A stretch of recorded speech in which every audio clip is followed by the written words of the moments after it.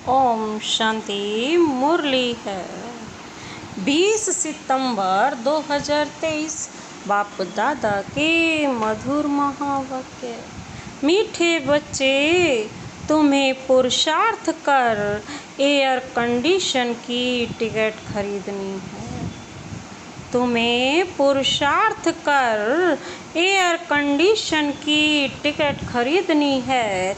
Air condition ticket लेना अर्थात माया की गर्म हवा अथवा वार से सेफ रहना। तुम्हें पुरुषार्थ कर एयर कंडीशन की टिकट खरीदनी है, खरीद करनी है। एयर कंडीशन टिकट लेना अर्थात माया की गर्म हवा अथवा वार से सेफ रहना। आज का प्रश्न है, तुम बच्चों को महाविनाश का दुख होगा या नहीं? तुम बच्चों को महाविनाश का दुख होगा या नहीं, इसका पाप किस पर चढ़ता है? बाबा ने उत्तर दिया, तुम्हें इस महाविनाश का दुख हो नहीं सकता, क्योंकि तुम तो फरिश्ता बनते हो। तुमको नॉलेज है कि अब सभी आत्माओं को मच्छरों सदृश वापिस घर जाना है। तुम्हें किसी की मौत पर दुख नहीं होता, क्योंकि तुम साक्षी हो, देखते हो, तुम जानते हो, आत्मा तो सदा अमर है। इस विनाश का पाप किसी पर भी नहीं लगता। यह तो जैसे लड़ाई का यज्ञ रचा हुआ है। सभी लड़ मर कर घर वापस जाएंगे। यह भी ड्रामा की भावी है। बाबा कहते सब ये लड़ाई का यज्ञ रचा हुआ ना, सब ने यहाँ लड़ करके मर करके घर वापस जाना। यही ड्रामा में नूंद है, भावी है। आज का गीत है, महफिल में जल उठी क्षमा परवाने के लिए। ओम शांति। बच्चों ने एक लाइन गीत की सुनी। यह महफिल है किसकी? ज्ञान सागर की, जिसको फिर मनुष्य इंद्र की महफिल कहते हैं, इंद्र सभा कहते हैं। बहुत मनुष्य समझते हैं इंद्र पानी की वर्षा बरसाते हैं। बच्चे समझते हैं यह ज्ञान सागर परम पिता परमात्मा की सभा है। इसमें परवाने बैठे हैं, जीते जी इनके बन जाने। अर्थात इस दुनिया से मर जाने के लिए, क्योंकि जीवात्माओं को यह पुरानी दुनिया पसंद नहीं। इसमें सब एक दो से लड़ते रहते हैं। बाप कहते हैं, मैं स्वर्ग स्थापन करता हूँ। तो बच्चों में भी नंबरवार हैं। कोई पुखराज परी है, कोई नीलम परी है, नाम तो बहुत है। यह भेंट की हुई है। कोई बच्चे अच्छे सेंसिबल बन औरों की सर्विस में लग जाते हैं। सर्विस पर भी तत्पर कौन होंगे? जो क्षमा पर पूरा फिदा हुए होंगे। यह बहुत बड़ी महफिल है। तुम जानते हो, बाबा आत्माओं की महफिल में आया हुआ है, परंतु इनको जो अच्छी रीति जानते हैं वह इनके सम्मुख प्रैक्टिकल में है। इस समय कोर्टों में कोई ही जानते हैं। जो परवाने हैं वही जानेंगे। जो फिदा हो जाते हैं, बाबा के बन जाते हैं। यह तो समझाया गया है। यह है जीते जी मरना। बाबा मैं आपका हूँ। पहले हम आपके पास अशरीरी रहते थे, फिर यहाँ आकर शरीर लेते हैं। बच्चों को जो भी ज्ञान मिलता है यह और कोई दे नहीं सकता, क्योंकि बाप को नहीं जानते, तुम बच्चों को परमपिता परमात्मा आकर पढ़ाते हैं। गाया हुआ है सभी वेद शास्त्र आदि गीता के पत्ते हैं। सब मनुष्य मात्र इस मांडवे में किसके पत्ते हैं? इस देवी देवता धर्म से ही सब निकले हैं। इसलिए तुम झाड़ के चित्र में देखेंगे कि शुरू में पत्ते नहीं हैं, पत्ते बाद में ही पैदा होते हैं, तो उन्हों को ऊपर दिखाया हुआ है। फाउंडेशन देवी देवता धर्म का है। पहले थुर एक होता है, फिर उनसे टालियां निकलती हैं, फिर पत्ते। बच्चों की बुद्धि में है कि यह विराट मनुष्य सृष्टि के धर्मों का झाड़ है। आजकल की गवर्नमेंट धर्म को नहीं मानती, कहते हैं हम सब आपस में रह सकते हैं, परंतु आपस में ठक ठक कितनी है। लड़ाई आपस में चलती ही रहती है, इस जैसे कि लड़ाई का यज्ञ रचा हुआ है। वहाँ कहाँ न कहाँ लड़ते झगड़ते रहते हैं। यह भी ड्रामा में नूंद है। युक्ति ऐसी करते हैं कि आपस में लड़ मरे। आगे हिंदुस्तान पाकिस्तान अलग अलग थोड़े ही था, सब इकट्ठे थे। गवर्नमेंट भी मजबूत थी, आपस में कोई लड़ नहीं सकते थे, क्योंकि ऊपर में बड़े बड़े नवाब होते थे। जैसे अब सारी दुनिया के लिए UN आदि बड़ी बड़ी कमेटी है, परंतु इन सब के लिए धनी धोरी तो कोई है नहीं। दो टुकड़े हो गए हैं, दुख वृद्धि को पाता ही रहता है, एक दो को मारते ही रहते। ड्रामा में देखो कैसा राज है। एक दो से लड़ेंगे तो बाप पर थोड़े ही पाप लगेगा। हम साक्षी हो, देखते हैं, तुम जानते हो सब लड़कर खत्म ही हो जाने वाले हैं।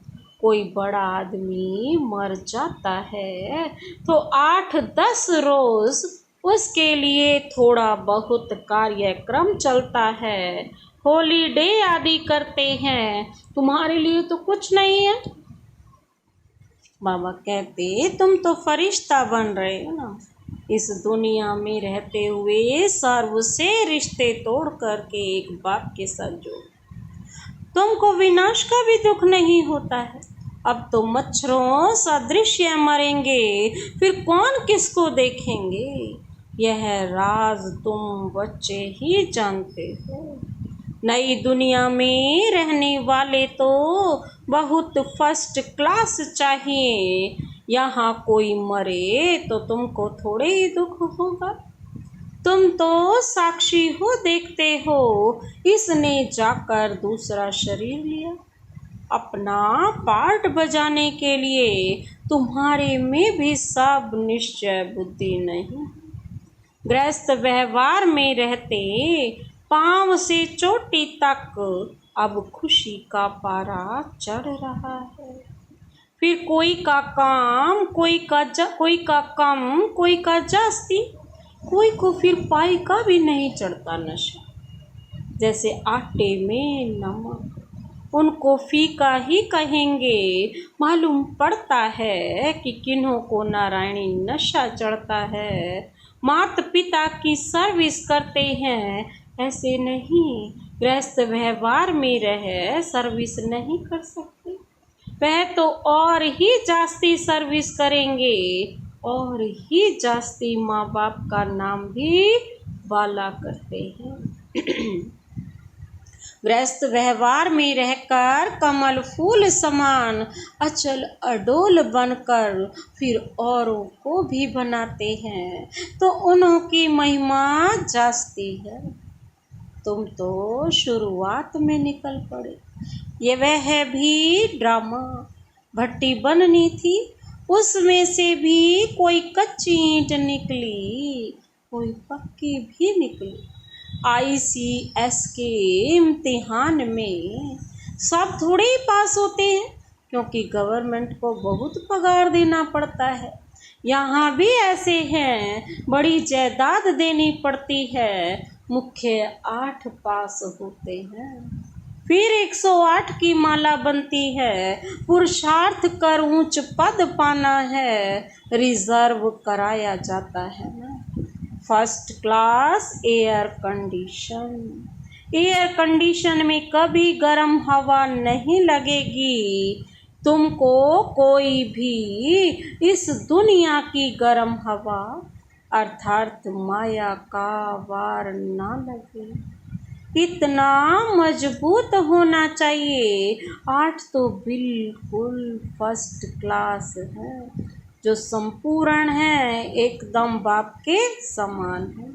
फिर 108 नाम भी है ना, महारथी, घोड़े सवार, प्यादे।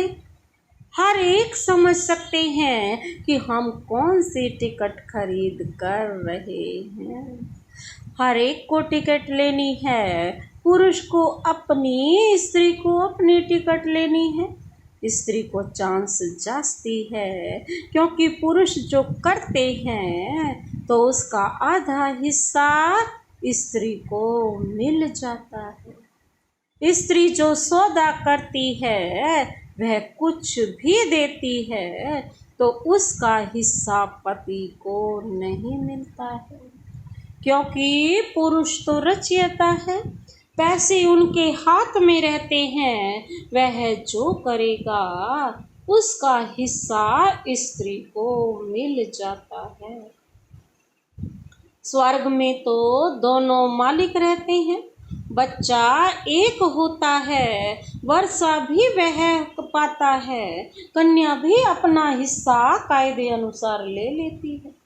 कल्प पहले जो कायदा चला है वो कहते हैं वही चलेगा। वहाँ की रस्म रिवाज का ख्याल नहीं करना चाहिए। बाबा ने बहुत तो साक्षात्कार करा दिया है।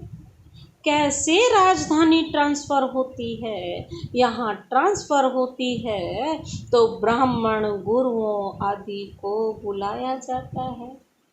आगे की रस्म रिवाज बहुत अच्छी थी। जब वानप्रस्थ लेते थे तो बच्चे को बड़े प्रेम से गद्दी पर बिठाते थे कि अब तुम कारोबार संभालो। अभी तो बिल्कुल बूढ़े हो जाते हो तो भी छोड़ते नहीं हैं। आगे बच्चे मातृ स्नेही होते थे, अब तो मातृद्रोही बन पड़े हैं। माँ की भी चोटी पकड़ बाहर निकाल देते हैं। इसको कहा जाता है धुंधकारी, मातृद्रोही। सतयुग में ऐसी बातें नहीं होती। तुमको तो बहुत खुशी होनी चाहिए। महफिल की महसूसता तुमको यहाँ आएगी। यह ज्ञान सागर तो जहाँ होगा वहाँ मेला होगा। नदियों का मेला होता है ना। तुम नदियाँ तो आपस में मिलती रहती हो। यह तो है ज्ञान सागर और नदियों का मेला। यह है जगत अम्बा सरस्वती, उनका भी नाम वाला है। माँ के पास भी कितने मिलने आते थे, क्योंकि उनकी मुरली बहुत अच्छी थी। बच्चियाँ भी महसूस करती हैं कि मम्मा की मुरली अच्छी खींचती थी। बहुत मीठी मुरली होती थी मम्मा की, जो सब माताओं को अपनी ओर आकर्षित कर लेती थी, खींचती थी। यह है सागर और नदियों की महफिल, क्योंकि ज्ञान सागर शिव बाबा और हम सब बच्चे ज्ञान नदियाँ। तुम बच्चे आ जाते हैं, पहले सागर फिर नदियाँ। छोटी नदियाँ या बड़े कैनाल आदि आदि होते हैं ना। तुम हर एक समझ सकते हो कि हम छोटी नदी हैं या बड़ी नदी। बड़ी बड़ी नदियों को बुलाते हैं कि आकर भाषण करो।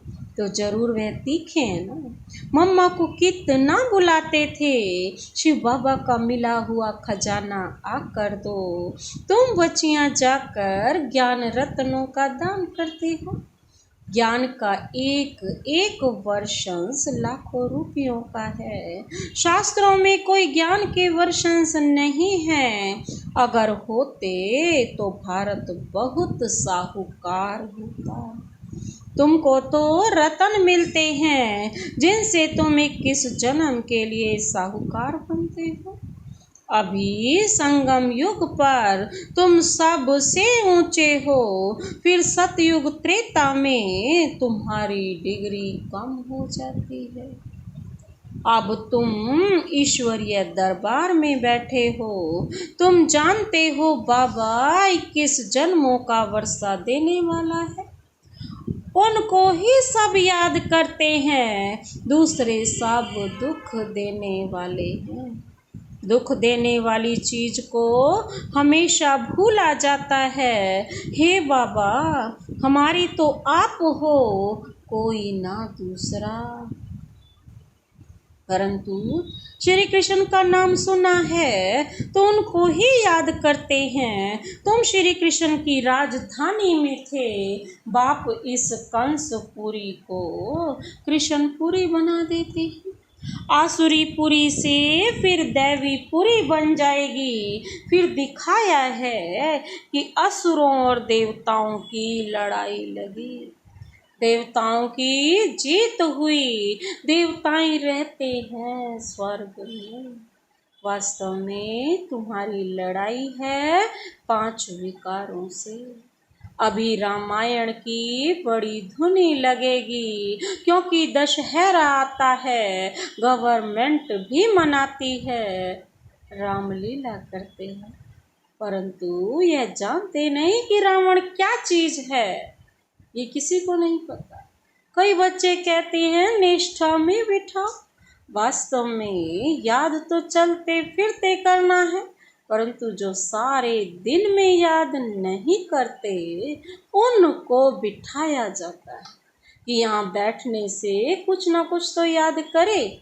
बहुत हैं जो सेंटर्स में जब आते हैं तो याद में रहते हैं, घर गए तो खल्लास, याद करने की प्रैक्टिस नहीं है। बुद्धि और तरफ भटकती रहती है। बच्चों को समझाया गया है कि आत्मा स्टार है, जिसको बिंदी भी कहते हैं। स्टार में तो ऐसे कौन होते हैं, बिंदी में नहीं होते। स्टार्स इसीलिए कहते हैं क्योंकि भेंट की जाती है। लकी सितारे कहा जाता है। बिंदी रूप आत्मा में ज्ञान की चमक है।